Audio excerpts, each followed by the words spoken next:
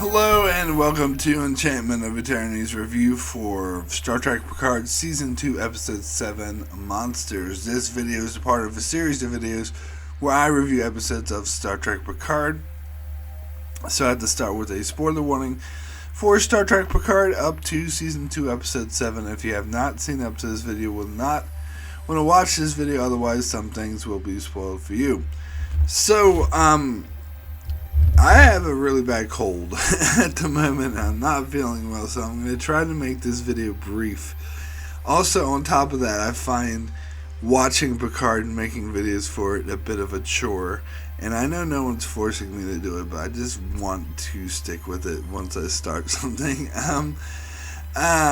Especially since it's Star Trek, I feel like I want to review it even though I don't really want to. Because this season is, as I said last week, nothing can save it. It's on its way to becoming one of the worst seasons of Star Trek, up there with the first two seasons of Enterprise. Because really, the first two seasons of Enterprise, their biggest blunder is that they're boring, where this is more actively bad than boring, which in some ways like almost would make it worse. But anyway, so this episode is not as bad as the previous week's episode, but it does show the lack of cohesion in the season. So we get these, I knew it was coming because they set up for it last week, where not Lars goes inside Picard's head. Just like they did in other crappy episodes, and this episode wasn't any better. And then in his head, Picard is having a therapy session with Gaius Baltar. And at first I was like, who is that? I knew I recognized him, but it took me a couple seconds to get it. And I'm like, oh, Gaius Baltar, just like he had someone else in his head, like Girardi does. Now they're having him be in Picard's head. I don't know. Anyway, so he's having therapy sessions, and these I find kind of boring and not that interesting. I don't find the dialogue particularly witty.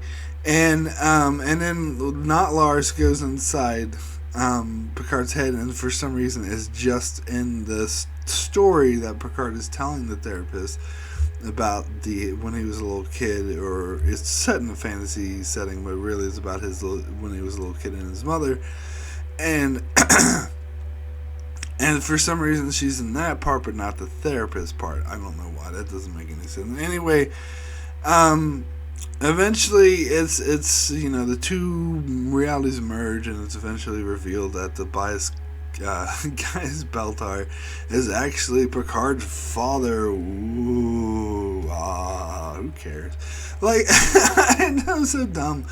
And then I don't even know why Lars is there. She's just like, is able to like try to protect Picard. She doesn't really do much. And so it's revealed that because Picard thinks that his father was abusive to his mother, but it was revealed that she actually had severe mental illness, and he wasn't being abusive to her. He was trying to, protect her keep her from harming herself, or from harming him when he was a kid. Which is, it's an interesting revelation. I just don't think it's particularly earned. I don't think it's relevant at all to the season. I think this whole storyline, like they've been showing these clips of Picard as a kid with his mother, and his mother being dragged away like she's being beaten or something. This whole subplot here seemed really out of nowhere and shoehorned into the season. And because, especially in this episode, because Picard is like stuck in his head and refusing to come out because of this childhood trauma. But what does it have to do with anything? Like, why would this prevent him from becoming conscious after this car crash? It doesn't make any sense. It doesn't really have anything to do with anything. It seems shoehorned in, and it's done in a way, even though it's an interesting concept, it's done in a way that makes it not interesting. Especially the whole thing about going inside your head. And I just roll my eyes every time I hear, they talked about, Picard's stuck in his body and refuses to come out. Like, that doesn't make any sense. Like, that's not a thing. Oh yeah, and I also gotta talk about how Laris is revealed to be, or not Laris, Tanis, whatever her name is revealed to be a Romulan. Therefore, and Picard's like, oh, so you're just Laris's ancestor. That makes a lot of sense now. Yeah, because we've already established in this show that your ancestors look exactly like you. And why was she hiding that she was Romulan? I know why she was hiding it from Earth, but why are they sending a Romulan to Earth to look at? I don't know. It's so dumb, especially the way they reveal it. Like, it's just to give the actress something to do, really, because it makes no sense and it's just really stupid. And so this whole storyline was stupid, and then it gets worse. When Picard, gets out and he goes to Guinan to do a seance to summon the Q, which they're saying there. So I heard some people describe it as, they're actually depicting the relationship or explaining more about the relationship between El-Orians and the Q, which were hinted at but never really explained.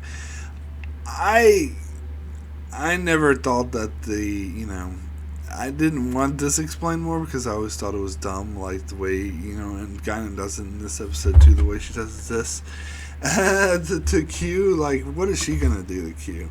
And then why do they have the ability to do a seance and summon the Q? But Q doesn't show up. Instead, this asshole who won't shut up shows up, and I knew he had to be some kind of important character because otherwise why would they have him there?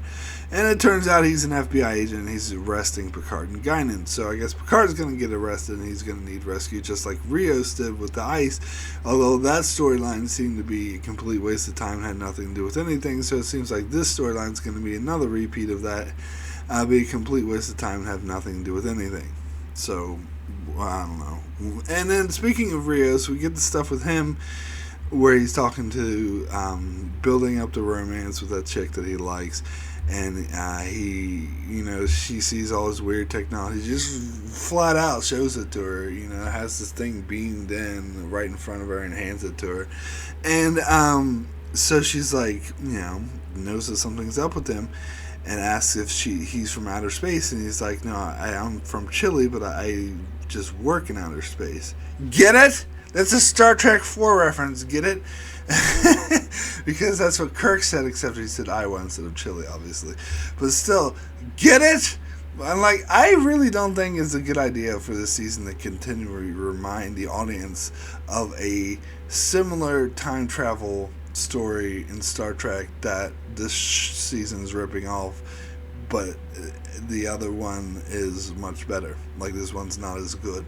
Like, it's not a good idea to remind your audience that this season is not as good as a previous incarnation of Star Trek. Anyway, so he beams the Doctor and her kid over to his ship for no reason. For no reason. They portray the fact that he shows them 24th century technology that completely fucks and damages the timeline. Now, I heard someone trying to make an excuse for it. It's like, this is the same thing that Kirk did with bringing Jillian on board in Star Trek 4. No, it is not. He actually had a reason. He needed her help. He needed her to help find the whales. He needed her to help save Chekhov, who was in the hospital. Rios has absolutely no reason. None. It's funny because I just watched my sister's review on Star Trek 4, the Voyage Home, and she brought up how careless they were with damaging the timeline, which I never thought about before. But however careless they were, these guys, even though they talked at the start about butterflies, but they're being way more careless. I even mentioned how they just beamed right into the city, and then of course this episode the FBI agent has footage of Picard beaming in. Of course he would, because they carelessly just beamed right into the fucking city. Why are you doing this, and why would you bring these people aboard the ship for no reason? They're being so careless with the timeline, even at the start, we gotta be really careful. And then they said that, and yet they're not being careful at all. They're being way more careless than Kirk's crew was in Star Trek 4. Anyway, so it's just like, I don't know what this season's doing. And then the whole thing with Dorothy going off, they were just setting up for the next week's episode where she's like punching down glass windows in order to release endorphins so the Borg Queen can take control, and she's at risk of assimilating Earth again. Oh no, blah blah. I really hate the Borg Queen. I really hate this whole storyline about her taking over Dorothy. I am gonna like it. It does seem like they will connect this to her being the shielded Borg Queen in the first episode, so I probably will like that part, but I don't think it's going to be worth all this bullshit that we're sitting through. Anyway, yeah, and I'm actually kind of pleased that we didn't have to get any Adams soon in this episode. That guy is so terrible. Anyway, so I'm kind of hate watching this season at this point, but yeah, I'm curious to see if this is going to be my new least favorite season of the franchise. It might be. So my rating for Monsters out of 10 is a 3. Very poor.